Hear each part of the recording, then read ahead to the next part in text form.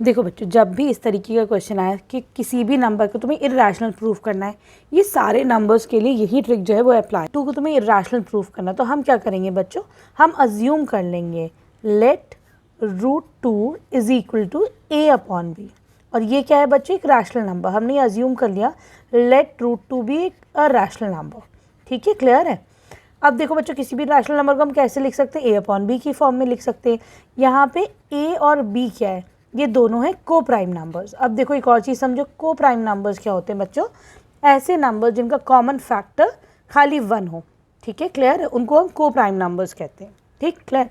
अब देखो क्या करेंगे, हम इस b को इधर लेके आते हैं, तो ये हो जाएगा b into √2 is equal to a। ठीक, क्लियर। अब हम दोनों तरफ को स्क्वायर कर देंगे, तो हम लिख देंगे स्क्वेयरिंग बोथ द साइड्स। जब तुम दोनों तरफ को स्क्वायर करोगे तो ये हो जाएगा b√2 का स्क्वायर और a का स्क्वायर, ये बन जाएगा √2 का स्क्वायर 2। ठीक, और ये हो जाएगा b का square, this is equal to a square. ठीक है, क्लियर है। अब देखो यहाँ पे बच्चों में पता चल रहा है कि a square is divisible by 2, है कि नहीं। कौन सी थ्योरम है, 1.3, a square is divisible by 2। तो हम क्या बोल सकते हैं, that a is also divisible by 2।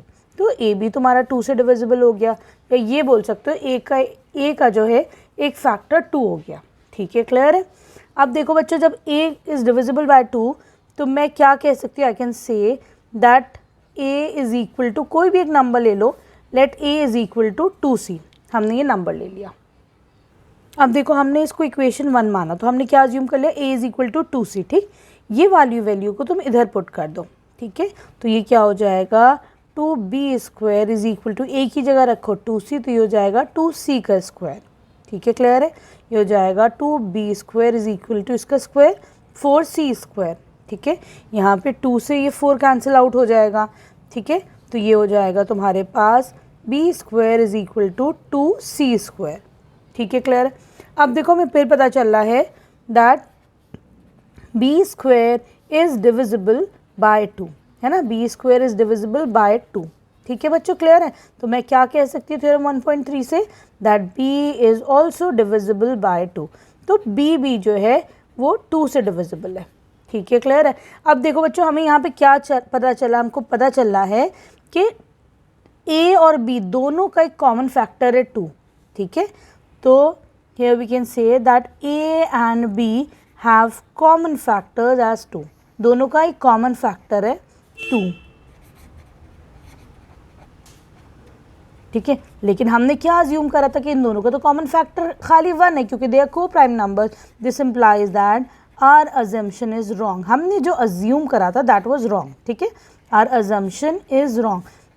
बच्चों, ये किसी भी नंबर के लिए तुम ऐसे प्रूव कर सकते हो। ठीक है, क्लियर है। तो तुम लोग लिख दोगे, hence we can say that √2 is irrational number. √2 क्या है, इर्रेशनल नंबर है। ठीक है, वीडियो पसंद आई तो प्लीज़ चैनल को सब्सक्राइब करना। Thank you for watching Braino solutions.